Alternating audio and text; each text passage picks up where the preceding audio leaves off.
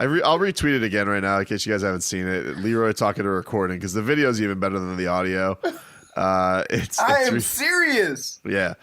If you guys haven't seen it, it's at Brent_Tobin. I retweeted the video. Check it on out. I think Leroy's retweeted it too at Big Mouth Leroy. But that was something. That was something. I have hit an all new first. Speaking of my hijinks, so yesterday I'm on the Zoom call and I'm like scrolling through the names. I want to see who's on the call, and who do I see yesterday on the call? But our boy Nick Friedel. Yep. I was like, Friedel's on the call because I was making fun of his stupid take yesterday, where he's like, imagine if the big three was in Chicago, it would have been even bigger. I'm like, oh, really? Bigger than biggest? They would have been bigger than biggest. Okay. So Friedel gets on the call and he's just got, he's asking Spo a question and he's just got the worst internet. It's like, culture, Jimmy Butler. And I'm like, all right, well, Spo is polite. Like, he made it out. He's a pro's pro. But then Gogi gets on the call. Do you have this, Robbie? Gogi gets on the call. And he's got a question, and this bro, I get those ESPN checks. Don't be afraid to update on those gigs. Let's go already, because they get to him, Leroy, and this was brutal. Goran, you've been very complimentary of the Heat culture over time. Do you believe that you guys walked into the bubble situation with at least a mental advantage over teams because the atmosphere in Miami is so basketball-centric? I'm sorry to a little break up. I didn't hear you well. Can you repeat that, please? Sure. You've been very complimentary about the culture in Miami with the Heat. Listen, buddy, if you're going to get on cool, do me a favor, please update your G's, your 4G, 5G, Gogi.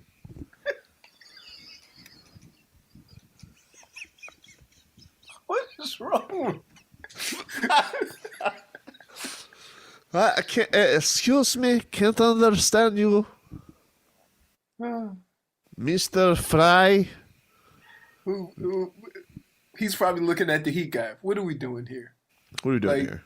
What are we doing? Cannot understand it. Maybe he thinks if the big three went to Chicago, his internet would have been better. Oh, man. Let's do a little bit of Goran yesterday. Goran was asked about why the Heat were so much better at home this season, if he put his finger on why that was such a case this season. I feel like that when we play at home or away, sometimes if we miss a lot of shots, we kind of left our guard down. It's kind of we're thinking too much, and usually when you miss a shot, you don't go back and you don't do your job in defense. And I think so that was one of our main problems at home, or even some games away where we are making shots. Everything is in a flow, and I think so that was our thing to improve. And I feel like we were getting better towards the end of the season, but in the bubble it's going to be definitely different with no fans, and everybody going to have the same playing field, and it's going to be interesting experience. It is going to be interesting, man, because they've been like what Robbie was saying last segment about the bench guys and role guys stepping up. Now, I don't consider Goran like a pure role guy. I consider Goran one of the best players on the team. He just happens to come off the bench. But, guys like Duncan and Tyler and, these guys who are young shooters who come on the stage, that shooting is usually really contagious at home. And I got to tell you that atmosphere, nothing gets the Heat fans going on this team more than Tyler and Duncan making threes. Like that just gets the building. It erupts. And they're not going to have that. You're not going to have that feedback. And I do think that without having that raucous atmosphere, I don't know. I don't know if they'll be able to get that momentum because, like he said, on the road, it just feels like they let that bleed into their defense a little bit too much. It's a strange thing to figure out. Could be something as simple as we're young. Yeah, it could be. We're young because if you think about, we'll take Duncan Robinson, for example. It took him a year to get comfortable shooting in the AAA, right? Because, he was lighting it up. He was lighting it up in G League. And then every time he would come up, it's like, hey, man, this is not the guy we saw. Took him a while to get comfortable. Sometimes it's a comfort thing. As you get older and farther along in your career and it becomes more of a habit, then you just do your work and it doesn't matter where you're playing and you get closer to your numbers home in a way. But it could be just a youth thing. Tyler Herro, Kendrick Nunn, they got other things to worry about. They ain't used to playing these many games. Right. Now you're going to take them on a 2-week road trip. Yep. But also they got this rest, which was, I'm sure, nice for them. Sometimes. It depends. Definitely. Tyler was banged up in Myers. Those two guys, yes. Those two guys, yes. But I would say one of the things that you get acclimated to is the schedule when you're young. And, I could get up any day of the week, know where I'm supposed to be and what time. And that's one of the advantages of only having football to worry about or only having basketball to worry about. So I would just guess that, hey, having this time off and uncertainty could make it worse. Because they're still having questions like, are you sure we're going to start on time? Are you sure we're going to – how much practice am I going to get? Am I putting up shots? Am I doing this? Am I doing that? Shooting a basketball is a little different than blocking tennis balls like the disappearing goalie. You know what? I'm not getting into it this early with you on him. He's like the invisible goalie. You know why? He's not. Because if you shoot the puck on net, it's like he's not there. I didn't like it. Yep, I didn't like it either. When we come back, you jerk. So yesterday, Erik Spoelstra, he spoke to the media, and so did Goran Dragic. So let's hear a little bit of them. As Erik Spoelstra was asked about the idea of them being away for their family potentially for months, and this is what the Heat head coach had to say about that. Well, I think it's okay, first of all, just to allow everybody to be human. That sucks. It's not something that any of us are looking forward to, whether you have a family or not, being away from home. But certainly if you have a family and kids, it's not an ideal situation. But so many moving parts with this, and you need to make some sacrifices to be able to restart a league in extenuating circumstances.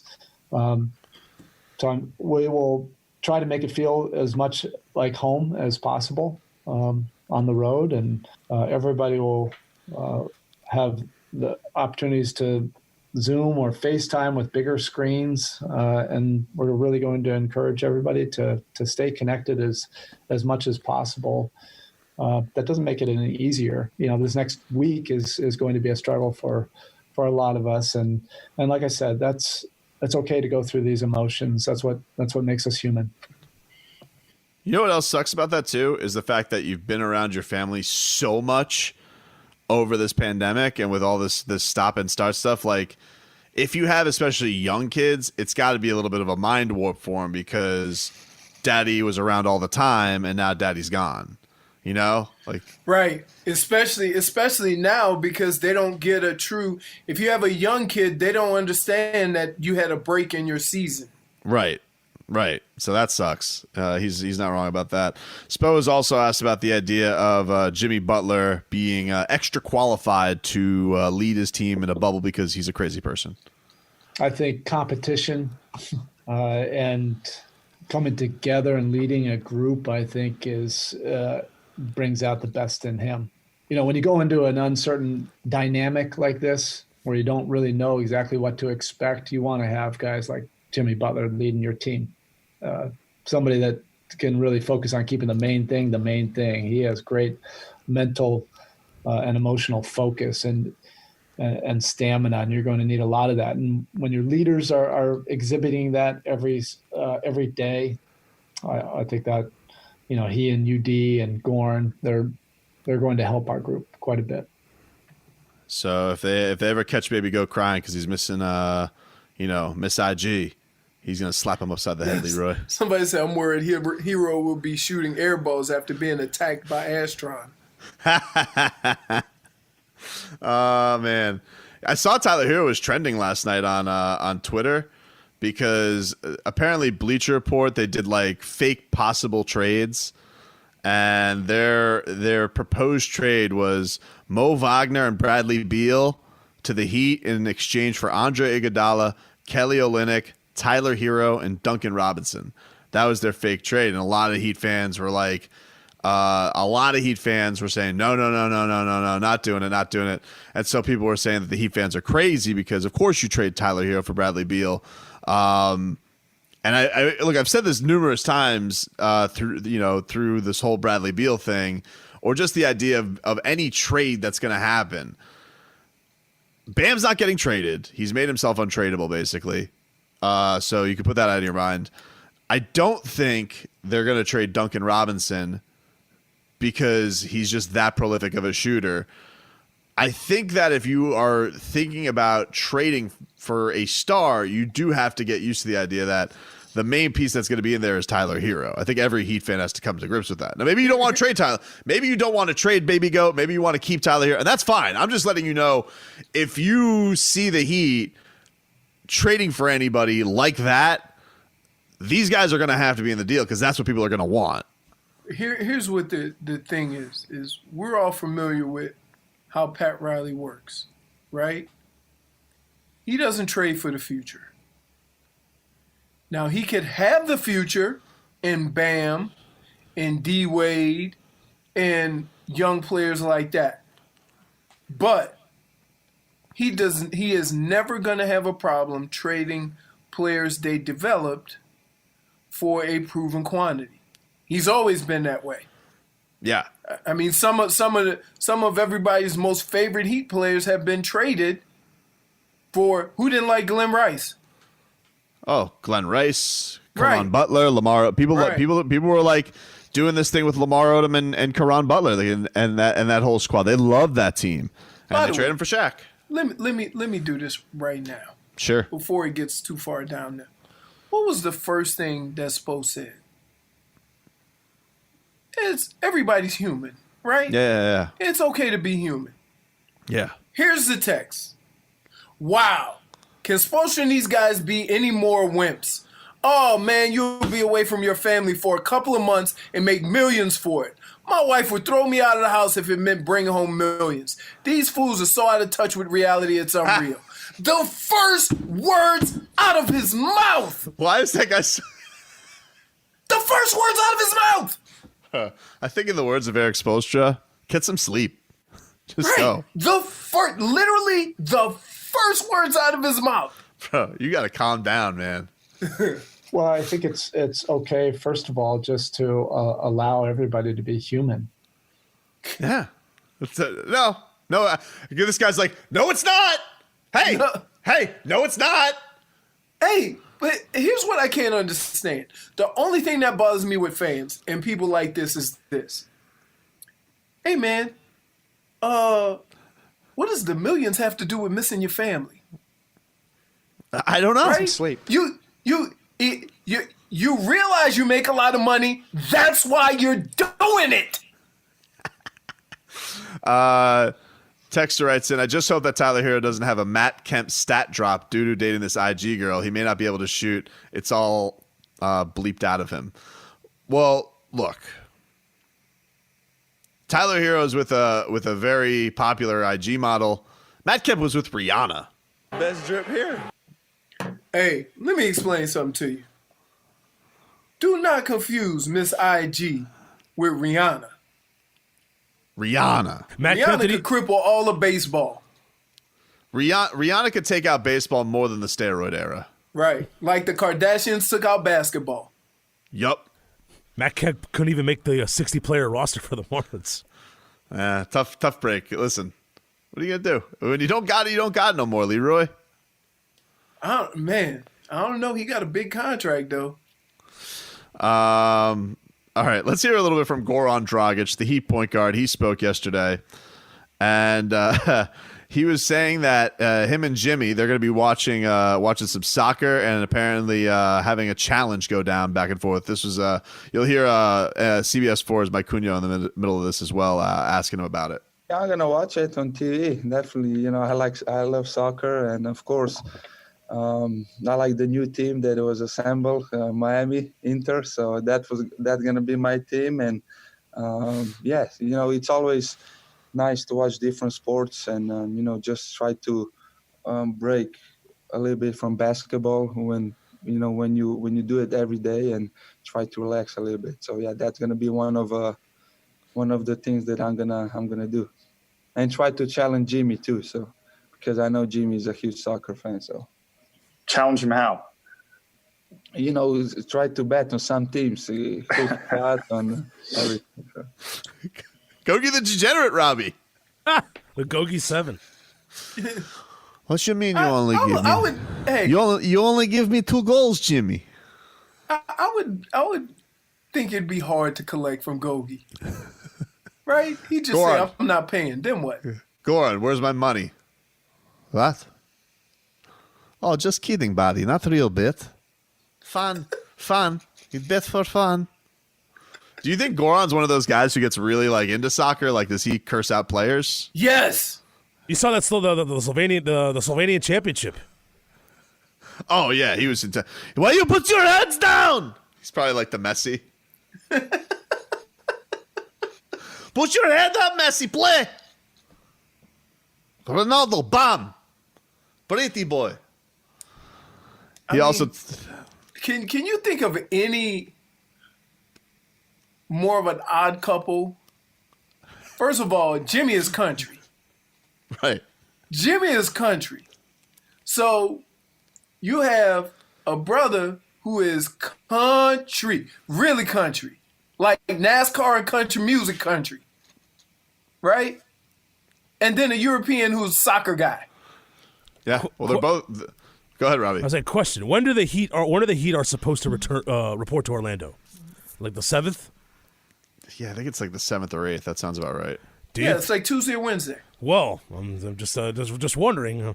Do you think Goran and Jimmy Butler, because Inter Miami, Orlando City play the 8th, and they're going to be in Orlando? I know they're not going to allow people in there, but you think Jimmy Butler and Goran are going to get the loophole and be able to go to the game?